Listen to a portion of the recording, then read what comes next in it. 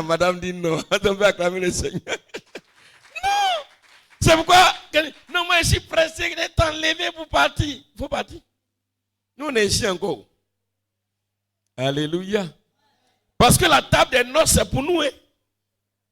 La table des noces de Apocalypse 19, verset 7. C'est pour les vivants qui vont manger à la table des noces. Parce que c'est nous qui sommes l'épouse. Ce n'est pas celui qui est mort qui est l'épouse. Hein? Ce n'est pas celui qui est mort qui est l'épouse. Celui qui est mort, ou bien quand tu es mort, tu es mort. C'est le vivant qui est l'épouse, frère. Peuple de Dieu, comprenons l'enlèvement de l'église. Comprenons l'enlèvement de l'église. L'enlèvement de l'église, c'est ça. Chaque jour. À l'instant où je suis en train de prêcher, quelque part, je ne sais pas, peut-être quelque part dans les pays du Nord, ou bien dans les pays du Sud, ou bien dans les pays de l'Est, ou quelque part, derrière moi là-bas, il y a un citoyen du royaume qui vient de tomber. Il est tombé les armes à la main. Alors en ce moment, ils vont sonner la trompette pour annoncer. Oh, il est tombé, il va être transporté, il va être envoyé, il va être enlevé pour le lieu du repos. Alléluia. Alléluia. C'est tout ça que Dieu montrait à Jean. Et Jean était tellement content. Il était rempli de joie. Gloire à Jésus-Christ. Gloire à Jésus-Christ. Peuple de Dieu, que le Seigneur nous bénisse. Que le Seigneur nous bénisse. Maintenant, quand on parle d'enlèvement, on parle de jugement. C'est là où on va terminer. Alors, des deux groupes. Suivez ici. Reprenez vos places. Il faut faire des choses qu'on voit tout le monde là. Voilà, on voit pas tout le monde. Il faut faire des choses qu'on voit tout le monde. Reprenez les groupes. Reprenez les places. Dieu, il est où? Hein? Dieu ne dort pas, Dieu a porté disparu.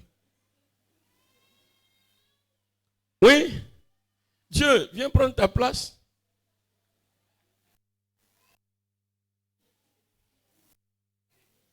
Où est l'ange de l'Éternel? Voilà. Si tu as un issue. L'ange de l'Éternel est là. Non, toi tu restes à... Voilà. L'ange de l'Éternel, voici l'ange de Dieu, ça c'est un bon ange. Ça, l'ange là peut te garder. Voilà l'ange de l'Éternel, voici le citoyen des cieux, ça, ils sont encore vivants. Alors, vous êtes mort. Le mort, faut pas venir à côté ici.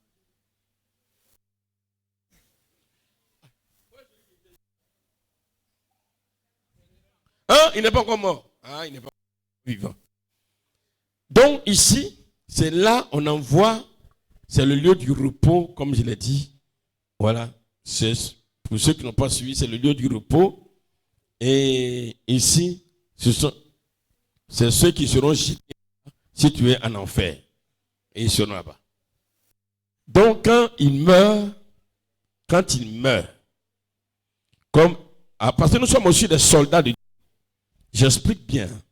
Nous sommes des soldats du Seigneur. Je vous explique ce que le Seigneur m'a expliqué. Ils sont des soldats du Seigneur. Quand un soldat meurt, alors c'est quoi lui, on appelle, il y a le général. Quand un soldat meurt, quand on va à son inhumation, vous voyez, on sonne. C'est la trompette, on appelle la trompette, non? Hein, la trompette pour annoncer, et puis on tire, et puis on tout le monde sait que c'est un soldat qui est mort. Donc, quand lui va mourir, alors la trompette sonne. Quand la trompette sonne, parce que c'est un soldat, alors l'ange de l'Éternel l'enlève doucement et l'envoie. Maintenant, on va voir le... Non, c'est bon. Maintenant, eux, ils n'ont pas vécu dans la crainte de Dieu. Alors, quand eux meurent, l'ange ne va pas se fatiguer à enlever. Parce que ceux-là, c'est-à-dire c'est comme tu vas doucement à eux. Celui qui le transporte, on le transporte. C'est lui on enlève. Puis on le fait coucher là-bas. Reste là-bas. Les lieux du repos. Mais ceux-là, là, il va les enlever. Il y a la puissance de Dieu. Ou encore, si tu veux, il y a une puissance. Quand il dit tu ne vas pas comprendre, il y a une force ici. Tout ça vient de Dieu. Hein. Ça les tirer comme un aimant. C'est pas, on vous courez. Voilà, et puis il tombe ici. Maintenant, lui, il est enlevé. Ils ont été projetés. Ils ont été projetés.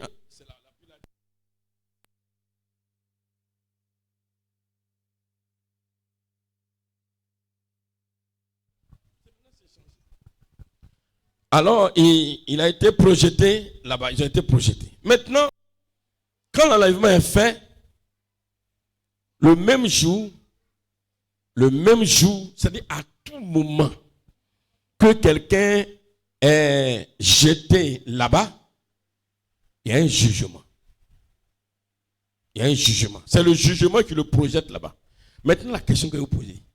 Entre celui qui est venu ici et celui-là, qui est jugé? Est-ce que lui-là, il est jugé? Non. Celui qui va au paradis céleste ne connaît pas le jugement. Le jugement n'est pas pour lui. On ne le juge pas. Mais c'est eux qui sont jugés. Quand on dit juger, c'est le jugement. C'est pas que Dieu va venir vous asseoir. C'est le jugement qui les envoie. C'est le jugement automatiquement qu'ils meurent. C'est automatique. Dieu ne va pas venir comme le jugement des hommes où il y a le tribunal est là, venez vous asseoir, tu as fait ceci, tu as fait cela, pourquoi tu as fait cela? Non. C'est automatique. Ne voyez pas le jugement de Dieu comme le jugement des hommes. Il ne pose pas de questions. C'est vrai que notre conscience voit. Parce qu'en même temps que tu meurs, voilà, si tu veux, le temps du jugement, c'est le temps que parce que ton esprit est un esprit errant. Ça, c'est un autre enseignement. Le temps que ton esprit erre, tu vois tout ce que tu as fait de mal, ton esprit est errant. Ça, c'est un autre jour, on va expliquer ça. Alors, tu vois tout le mal, mais tu ne peux plus revenir. C'est un petit temps que ça dure. Ton esprit erre dans les airs. Ça ne peut plus revenir ici. Ça ne peut pas. Et lui, il ne connaît même pas là-bas même. Non, ça peut. Tu as envie de revenir, mais tu ne peux plus. C'est tout le temps que ton esprit erre dans les airs. Pendant un temps, c'est un jour, c'est 2 jours, je ne sais pas. C'est ce temps que dure ton jugement. C'est-à-dire, tu vois tout ce que toi-même tu as fait et tu réalises que, si je savais, je vais revenir, tu ne peux pas. Je vais revenir, tu ne peux pas. Tout le temps là dure ton jugement. Quand c'est fini, en même temps, la puissance de l'enfer t'attire, tu tombes là-bas, boum. On ne te pose pas de question. Tous ceux qui sont jugés, quand on parle de jugement de Dieu, on parle de la colère de Dieu. Parce que certains pensent qu'on sera tous jugés. Et puis le Seigneur, quand je vais mourir, alors j'ai marché dans la crainte de Dieu, Dieu va me juger, il va me dire, bon, viens mon fils, tu as bien fait, il faut venir doucement. Non, c'est automatique. Quand tu meurs, c'est automatique. Tu veux aller au paradis céleste, dans le lieu du silence, ou bien tu veux être jugé. Alléluia. Est-ce qu'on peut acclamer le Seigneur Jésus-Christ de Nazareth? Peuple de Dieu, voilà comment les choses fonctionnent. Voilà comment les choses fonctionnent. Pourquoi le Seigneur nous...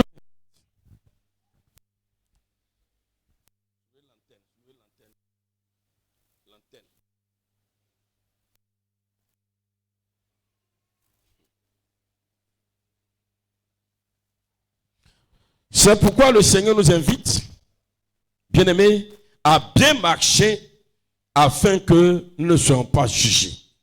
1 Pierre chapitre 4 verset 17 nous dit, c'est le dernier verset que je donne, 1 Pierre chapitre 4 verset 17. 1 Pierre chapitre 4, le verset 17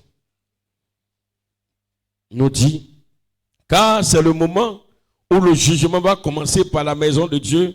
Or, si c'est par nous qu'il commence, quelle sera la fin de ceux qui n'obéissent pas à l'évangile de Dieu? Quand on dit que le jugement va commencer par la maison de Dieu, c'est pour dire que Dieu sera sévère, Dieu sera dur, avec tous ceux qui entendent la parole de Dieu, mais qui n'obéissent pas. Là, il sera dur. Tu seras jeté là-bas sans ménagement. De toute façon, tu seras jeté là-bas, mon Dieu. Et puis, C'est comme si tu as tu as jeté un sac de bananes de 100 kilos qui est sur ta tête, tu es fatigué, on dit de jeter. Tu jettes même toi-même, vite pour te débarrasser de ça. C'est la même chose. Parce que ta présence sur terre énerve Dieu. Voyez, tu es inutile, tu ne sers à rien. Au contraire, tu es ennemi de Dieu, destructeur du bien. Le Seigneur va te jeter là-bas. Parce que tu ne mérites même pas même de vivre sur terre. Il te jette, te précipite en enfer. Peuple de Dieu. Et il commence par sa maison pour dire que dans sa maison, il sera très dur. Et aussi, il dit ceci dans Habakkuk, ou bien plutôt dans Hébreux chapitre 10. Hébreux chapitre 10, verset 26 et verset 27. Il dit, car si nous péchons volontairement, après avoir reçu la connaissance de la vérité, il ne reste plus de sacrifice pour les péchés, mais une attente terrible de jugement et d'ardeur d'un feu qui dévorera les rebelles. Il dit, le jugement, c'est pour ceux qui se sont rebellés contre Dieu. Rebellé, c'est-à-dire quoi? Tu as entendu la vérité et puis tu as fait autre chose. Dieu dit, tu es un rebelle. Le rebelle, ce n'est pas celui qui dit, moi, je ne vais pas à l'église. Le rebelle, ce n'est pas celui qui dit, moi, je m'en fous de Dieu. Le rebelle, d'abord, c'est celui qui entend la vérité, mais qui ne marche pas selon la vérité. On te prêche la parole. Tu entends. Tu entends. Le Seigneur permet qu'on t'explique. Ne fais pas ceci, ne fais pas cela. Voilà comment tu dois marcher. Voilà comment tu ne dois pas marcher. Et puis tu fais autre chose. Dieu dit, tu es un rebelle. C'est pourquoi le rebelle dans un pays, c'est celui qui connaît la loi du pays, mais qui fait autre chose. Tu es un rebelle. Le rebelle dans une maison, c'est celui qui sait comment est-ce qu'on vit dans la maison, mais qui vit comme lui veut. Tu es un rebelle. Le rebelle, pour Dieu, tu as entendu la vérité. On t'a prêché des jours, des semaines spirituelles durant. On t'a prêché, tu as entendu, mais tu as fait autre chose. Dis, tu es un rebelle. Tu vas passer en jugement pour être jeté dans le lieu où il y a le feu qui ne s'éteint jamais. Alléluia. Et enfin, Habakkuk chapitre 1. Habakkuk chapitre 1, le verset 12. Habakkuk chapitre 1, verset 12 nous dit ceci. Habakkuk 1, verset 12 dit, n'es-tu pas de toute éternité éternelle, mon Dieu, mon Saint? Nous ne mourrons pas. Ô Éternel, tu as établi ce peuple pour exercer tes jugements. Ô mon rocher, tu l'as suscité pour infliger tes châtiments. Oui, le Seigneur, il nous châtie. Il nous châtie ceux qui sont jugés. Il les punit. Et d'une punition éternelle. D'une punition qui ne prend jamais fin. Peuple de Dieu, aujourd'hui, il faut que toi et moi, nous travaillons pour le Seigneur. Nous nous engageons dans la crainte de Dieu, dans l'obéissance à la parole de Dieu, afin que lorsque nous allons mourir, nous soyons alors enlevés pour être dans le lieu du repos. Alléluia. Alléluia. Si tu veux être dans le lieu du repos plus tard, acclame Jésus que de Nazareth. Mais j'espère que tu n'es pas pressé de partir. Hein?